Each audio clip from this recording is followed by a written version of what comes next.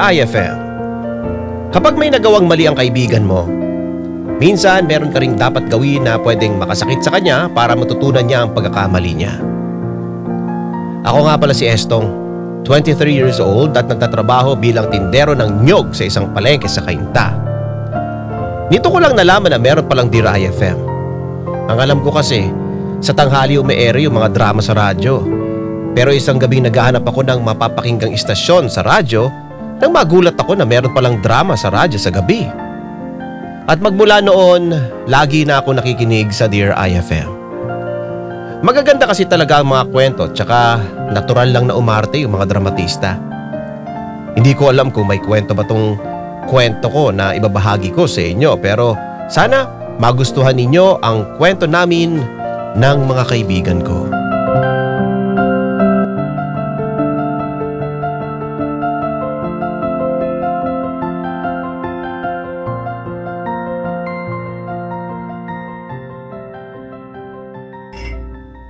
Inom pa, paring Winston.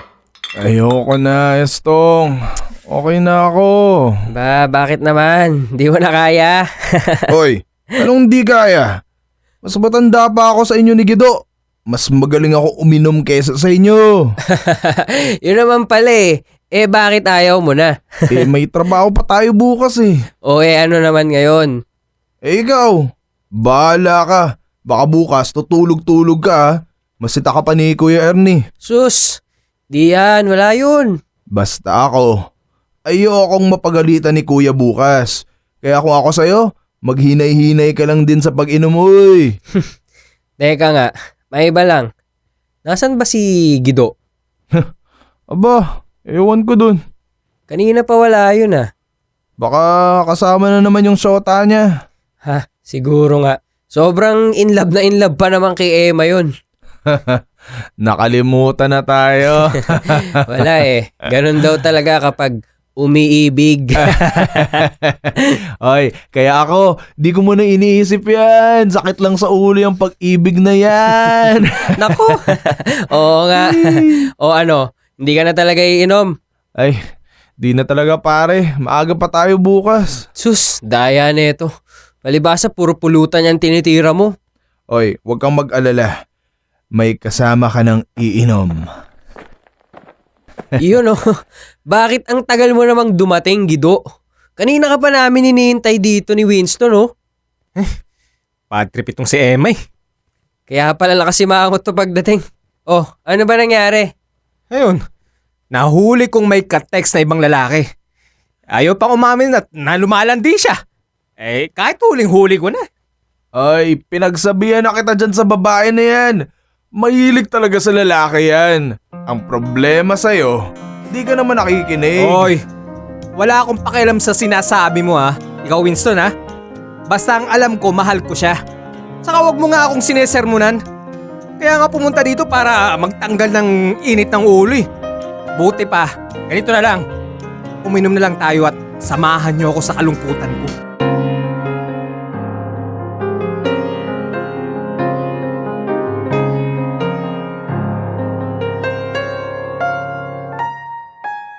Magmula nang nagtrabaho na ako sa palengke na to, naging kaibigan ko na si Gido at Winston.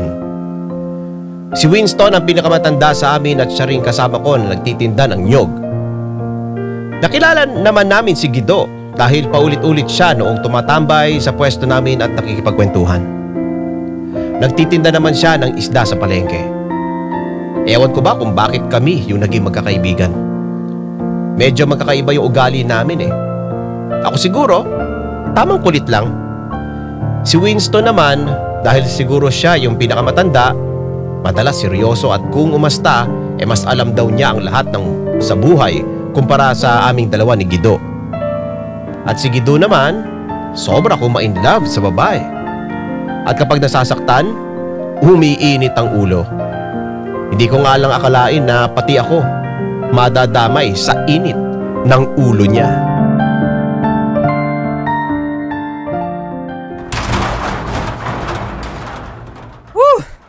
Pagod. Ay, Daming tao kanina sa palengke, no?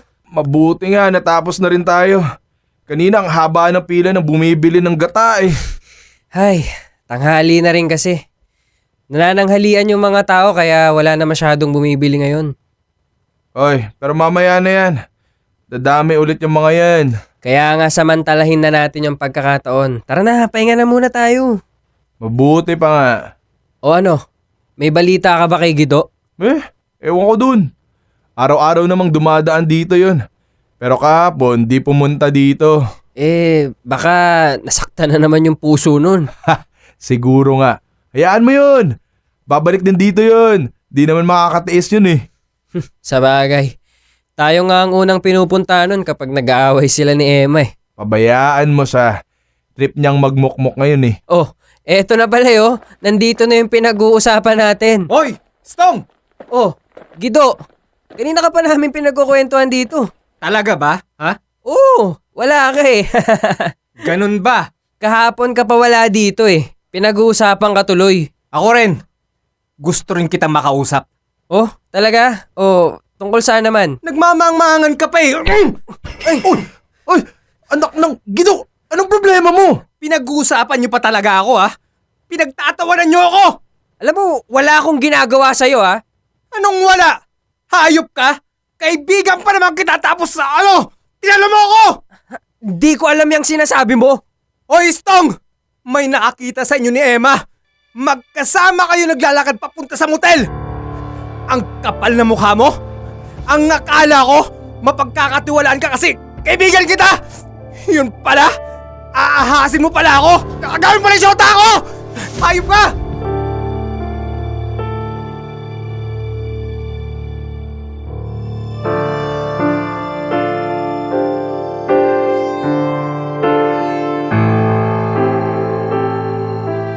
Totoong nakasalubong ko si Emma noon at kinausap ko lang siya habang naglalakad kami. Binibiro ko pa nga si Emma noon kasi nga sabi niya papunta raw siya sa motel at sinabayan ko naman siya doon. Pero hanggang labas lang ako ng motel. Ang akala ko nga si Gido yung kikitain niya doon. Hindi pala. At ang masama pa nito, napagbintangan pa ako ng kaibigan ko na ako raw yung lumalandi sa syota niya. Nagulat at medyo sumama rin ang loob ko sa nangyari. Pero pinilit ko na lang na intindihin yung kaibigan ko. Kilala ko naman si Gido eh. Alam ko mainitin talaga ang ulo niya. Lalong-lalo na pagdating kay Emma. Tsaka alam ko rin namang darating yung oras na magiging malinaw din ang lahat sa kanya. At malalaman niyang wala talaga akong kasalanan sa kanya. Estong! Bakit? Nandyan na naman! Ha? Sino? Sino pa ba? Di yung nanuntok sa'yo. Yun ba? Ako, yaan mo siya. Stong, ano, kumusta? Oh, ang ginagawa mo dito? Ito, dumadalaw lang. Gido, ayoko ng gulo ah. Tatrabaho ako dito. Ano ka ba? Hindi naman ako manggugulo eh. May babalita lang ako. Oh, ano bang ibabalita mo? Alam ko nang wala kang kasalanan. Ikaw lang eh. Ayaw mo kasing naniniwala sa akin. Ano ka ba? Ibang lalaki pala yung talagang kinita ni Emma sa motel. Hindi ikaw. Ay, sabi ko nga sa'yo, nakasalubong ko lang siya doon. Sinamahan ko lang siya papunta sa motel. Pero di ako pumasok doon. Oo na. Alam ko na nga yun. Wala na tayong problema ha. Malinaw na. Masaya rin ako ngayon kasi okay na ulit kami ni Emma. Oh. Yun lang. Oh, sige na. Umalis ka na. May ginagawa pa kami dito eh. Wala na mga tampuhan na okay na tayo. Oh, sige. Bahala ka sa buhay mo. Sige. Sige, mauna na ako. Wala nang gulo ha. Alis na ako. Oy, Winston. Ba't di ako may kibo dyan? Parang tanga to. Kunyari di ako narinig. Bahala ka nga dyan. Oy, punta na ako sa pwesto ko ha. Hoy, Winston. Kinakausap ka ni Gido kanina. Ba't naman hindi mo kinibo? Kinakausap mo yun? Ha? Kung sa akin yung ginawa niya sa'yo. Nako, tablado sa akin yan. Grabe naman to. Bakit mo naman tatablahin? Aminado na nga siya na nagkamali siya eh. Siya pa yung mismong nagsabi na wala akong kasalanan. Okay na yun. Hoy, anong sinasabi mo? Pagkatapos ng ginawa niya sa'yo, ganun-ganun na lang yun? Palalagpasin mo na lang? Ni hindi nga siya humingi ng paumanhin sa ginawa niya eh. Di pwede yun. Bago mo siya tanggapin, kailangang maramdaman muna niya na mali yung ginawa niya.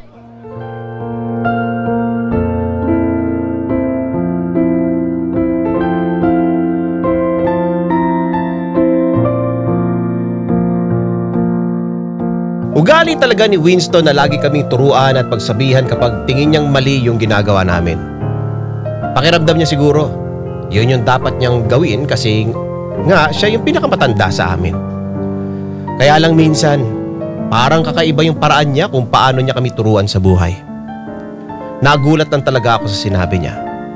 Parang ang hirap namang hindi kausapin ng kaibigan ko. Hindi ko talaga ugali yung manabla ng ibang tao. Kasi nga, ayoko rin naman na tinatabla ako. Pero hindi ko rin naman masisisi si Winston. Talaga namang dapat humingi ng paumanhin si Guido sa amin. At dahil may maling ginawa ang kaibigan ko, mukhang mapipilitan din akong sundin ang ipinayos sa akin ng isa pang kaibigan namin.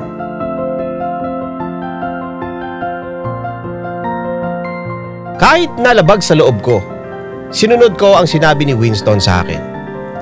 Tinabla ko na muna si Guido. Ilang beses na pumunta si Guido sa pwesto namin at kahit anong pilit niya nakausapin kami, hindi talaga namin siya kinikibo. Hanggang sa mga sumunod na araw, medyo tumitindi na yung mga parinig niya sa amin. Sinabi ko kay Winston na naaawa na ako kay Guido. Pero madiin talaga niyang sinabi sa akin na huwag ko kakausapin si Guido hanggat hindi niya natututunan ang pagkakamali niya. Kaya wala rin ako nagawa kung hindi sumunod na lang kay Winston at baka kami naman na magkagalit. At sa sobrang pagiging desperado ni Guido na magkausap kami, may ipinadala pa siyang tao para suyuin kami ni Winston.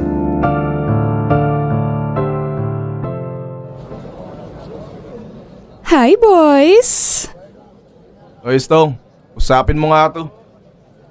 Huy, Winston, bakit ayaw mo kausapin si Emma? Ayoko nga. Hindi naman si Guido yan eh. Kahit na. Sotaan niya pa rin yan. Ba, grabe ka naman. Iba naman yung syota ng tao, idadamay mo pa.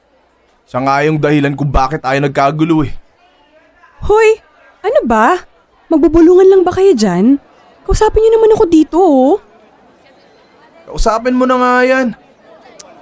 Sige na nga. Uy, Emma. Anong ginagawa mo dito? Wala lang, dinadalaw lang kayo. Ha? Ba't dito ka dumalaw? Nandun sa kabilang pwesto yung boyfriend mo ah. Oo nga, pero siya yung nagpapunta sa akin dito sa pwesto niyo. Nautusan ka pa ni Guido ah. Kailangan kong sumunod sa kanya, may kasalanan ako dun eh. Ikaw puro kakalokohan eh. Alam ko naman yun. Nag-away-away na nga kayong tatlo dahil sa akin eh. Oo, kasalanan mo to eh. Sorry na nga. Sandali. Ano ba yung inutos niya sa'yo? Hindi niyo raw kasi siya kinakausap eh. Ang alam daw niya, okay na kayo. Pero bakit daw ganun? Biglang tinatabla niyo na lang siya. Yun ba yun? Emma, pasensya ka na ah. Problema namin magkakaibigan to eh. Pero ako naman yung may kasalanan kung bakit to nangyari, di ba? Pwede bang mag-sorry na lang ako sa inyo tapos kausapin niyo na siya? Emma, hindi ko kasi alam kung pwede ba yung... Hoy, Emma! Sabihin mo dyan sa boyfriend mo, huwag kanyang inuutusan. Di naman ikaw yung nanugod dito at nanuntok kay Estong. Hindi ikaw yung dapat na humingi ng paumanhin sa amin. Ito namang si Winston, no? Kaya gumugulo yung nangyayari sa inyong tatlo eh. Ako na nga yung gumagawa ng paraan para sa kanya, di ba? Di namin kailangan yung sorry mo dito. Kung wala ka ng ibang sasabihin, bumalik ka na dun sa boyfriend mo. Ang yabang naman nito. Bahala nga kayo sa buhay niyo. Ay, Winston. Hindi kaya lalong lumaki yung problema ng ating tatlo dahil dyan sa ginawa mo? Bakit? Totoo naman yung sinabi ko sa kanya. Oo nga. Pero parang ang tagal na nating tinatabla si Guido eh. Siguro naman tama na to. Nasisira na yung pagkakaibigan natin dahil dito eh. Hindi, Estong. Hindi niya matututunan yung mali niya kung hindi siya bibigyan ng leksyon. Baka nakakalimutan mo. Wala tayong kasalanan pero sinisi pa rin tayo ni Kuya Ernie. At muntik pa tayong mawala ng trabaho. Simple lang naman yung hinihingi natin sa kanya eh. Humingi siya ng paumanhin sa ginawa niya.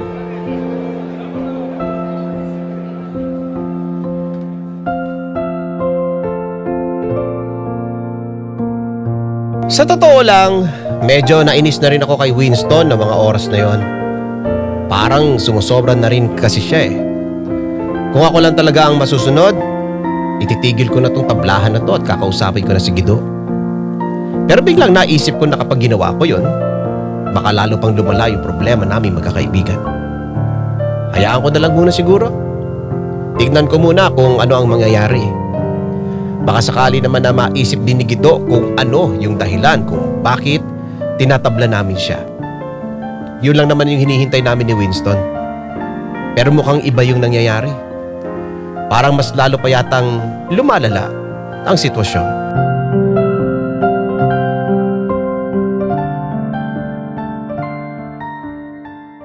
Pare, anong pa?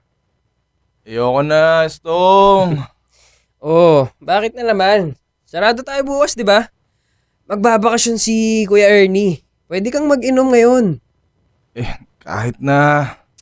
Ayan, ito naman oh. Puro pulutan na naman yung tinitira mo niyan eh. Pasensya ka na. May iniisip lang kasi ako eh. Masyado ka namang seryoso dyan. Sige lang. Uminom ka lang dyan. Ano ba? Ano ba yung iniisip mo? Huwag mo nang tanungin. Pabayaan mo na lang ako. Hindi pwede yon. Nasisira yung inuman natin oh. Alam ko pero. Winston, sabihin mo na sa akin kung ano yung iniisip mo. Hulaan ko. Tungkol lang kay Guido ano? Hoy, hindi ah. Naalala mo rin pala yung kaibigan mo. Hindi ko kaibigan yun. Sus, kunwari ka ba? Namimiss mo rin si Guido no? Ay, naisip ko lang kasi. Mukhang napasobra rin ako. Hay, sabi ko naman sa'yo eh. Oh, kita mo ngayon. Nakokonsensya ka. Pero Estong, kilala natin si Guido eh. Kung hindi natin gagawin yun, hindi niya maiintindihan na mali yung ginagawa niya. Yun nga lang. Parang wala ring nangyari. Parang wala rin siyang natutunan sa ginawa niya. Oo nga eh. Siguro, ganun na lang talaga. Paano ganun talaga? Anong ibig mong sabihin? Ay, dito na siguro natatapos yung pagkakaibigan natin. Tayong dalawa lang eh, no? Alam mo, aaminin ko, umasa pa rin ako kanina na pupuntahan niya tayo at magsusorry na siya. Pero, inuuto ko lang pala yung sarili ko. Yan ang problema sa inyo eh. Hindi kayo nag-aaya eh. Guido? Oh. Ba't parang nakakita kayo ng multo? Hoy, buhay pa ako. Guido, anong ginagawa mo dito? Inom. Inuman to, di ba? Si Raulo, alam mo yung ibig kong sabihin sa tanong ko. Bakit ka nandito? Di ba galit ka sa amin? Oo. Galit na galit ako sa inyo. Pero, naisip ko rin. Ako naman yung may mali eh. Naisip mo pa yun? Oh, Winston, tama na yan. Pumunta na nga yung tao. Hindi, Stong. Okay lang. Kasalanan ko naman talaga kung bakit nagkagulo eh. Hindi ko dapat ginawa yung mga yon. O ano ngayon yung sasabihin mo? Ay, Winston. Mga pare. Sorry. Nagkamali ako. Sana, mapatawad nyo pa ako. Yun oh! Yun naman pala eh. Alam mo, matagal na naming iniintay sa'yo yan. Halika nga dito, namiss kita eh. Si Raulo. Sorry talaga mga pare ha. Baka ba? Okay na yon. Kalimutan mo na yon. Sa'yo okay na. Doon sa isa, yun oh. Mukhang hindi pa eh. Nice. Oy, Winston. Ano ba? Nag-sorry na nga yung tao oh. Galit ka pa rin? Ang hina mo naman, Estong. Nadala ka agad sa sorry niyan? Ha? Hindi pa rin okay sa akin yun, no? Sa laki ng atraso niya sa atin, kulang pa yan. Ano bang gusto mong gawin nung tao? Humingi na nga ng paumanhin si Guido oh. Ano pa bang gusto mo? Tinatanong mo ako kung ano pa yung gusto ko? Oo, ang labo mo eh.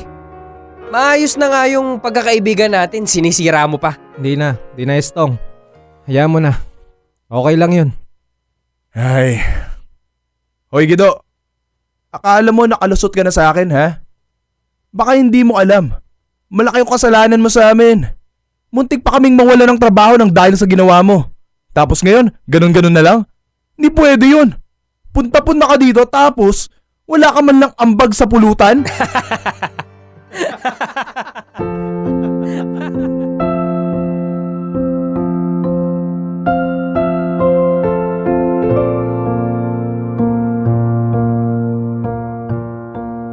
Ang akala ko talaga, tuluyan ng masisira ang pagkakaibigan namin. Hindi pala. Kailangan lang pala namin pagdaanan ng ganitong pagsubok para mas lalo pa namin makilala ang isa't isa at mas lalo pang tumibay ang samahan namin.